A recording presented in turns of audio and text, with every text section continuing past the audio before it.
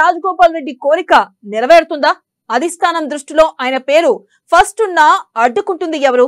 రాజగోపాల్ రెడ్డికి మంత్రి పదవి రాకుండా సోదరుడే కారణమయ్యారా, లేక ఫిరాయింపు లీడర్ అనే కారణం ఉందా?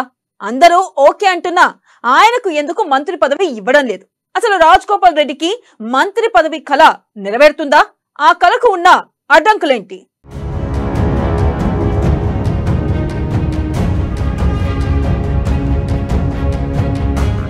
రాజగోపాల్ రెడ్డి మంత్రి పదవి కల నెరవేరేనా? క్యాబినెట్ విస్తరణపైనే అన్ని ఆశలు. మంత్రి పదవి కోసం ఎదురు చూస్తున్న రాజగోపాల్ రెడ్డి సోదరుడే రాజగోపాల్ రెడ్డికి అడ్డుపడుతున్నారా? రాజగోపాల్ రెడ్డికి మరో పదవి.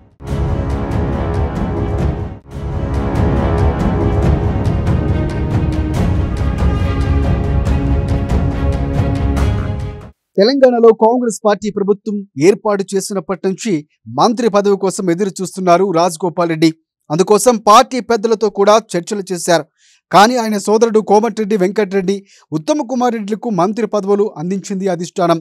ఆ సమయంలోనే అతి త్వరలో మంత్రివర్గ విస్తరణ జరగనుందని, అందులో తప్పకుండా స్థానం కల్పిస్తామని కాంగ్రెస్ పార్టీ రాజగోపాల్ రెడ్డికి భరోసా ఇచ్చినట్లు తెలుస్తోంది. ఆ తర్వాత ఎంపీ ఎన్నికల సమయంలో కూడా కాంగ్రెస్ పార్టీ ఢిల్లీ అధిష్టానం సైతం రాజగోపాల్ రెడ్డికి హామీ ఇచ్చింది. ఆ కారణంగానే ఇప్పుడు రాజగోపాల్ రెడ్డి అన్ని ఆశలు కూడా మంత్రివర్గ విస్తరణపైనే ఉన్నాయని తెలుస్తోంది.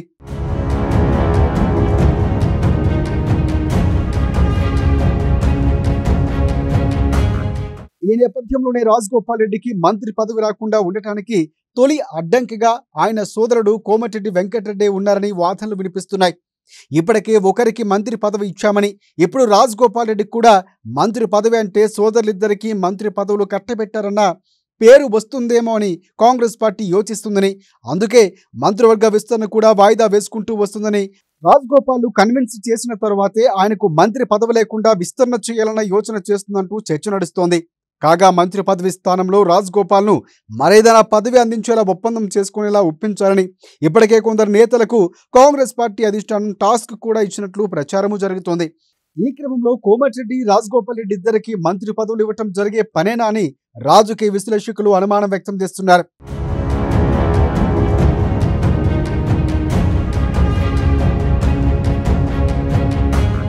కాగా మరొక వైపు రాజగోపాల్ రెడ్డి మంత్రి పదవిపై మరొక వాదన కూడా బలంగా వినిపిస్తోంది.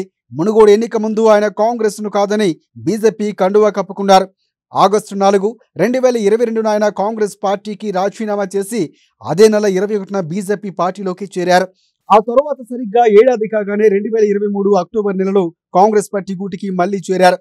తాను చేసిన తప్పు తెలుసుకున్నానని, బీజేపీలో సరైన ప్రాధాన్యత, గౌరవం దక్కిన ఆశయం నెరవేరలేదని, తన ఆశయం నెరవేరాలంటే అది కాంగ్రెస్ పార్టీతోనే సాధ్యమని గ్రహించి ఘర్ వాపసీ అవుతున్నట్లు ఆయన ప్రకటించారు.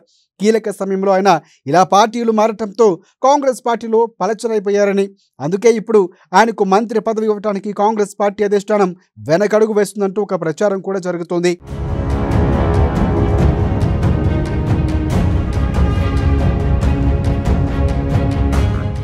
ఇప్పటికే పక్క పార్టీల నుంచి వచ్చిన కొందరికి కీలక స్థానం కల్పించి కాంగ్రెస్ పార్టీ తీవ్ర విమర్శలు ఎదుర్కొంటుందని, ఇప్పుడు మళ్లీ రాజగోపాల్కు మంత్రి పదవి కట్టబెడితే తీవ్ర స్థాయిలో విమర్శలు వెల్లువెత్తుతాయని కాంగ్రెస్ పార్టీ యోచించే మంత్రివర్గ విస్తరణ, రాజగోపాల్కు మంత్రి పదవిని హోల్లో ఉంచాలని కూడా ఒక ప్రచారం ఉంది.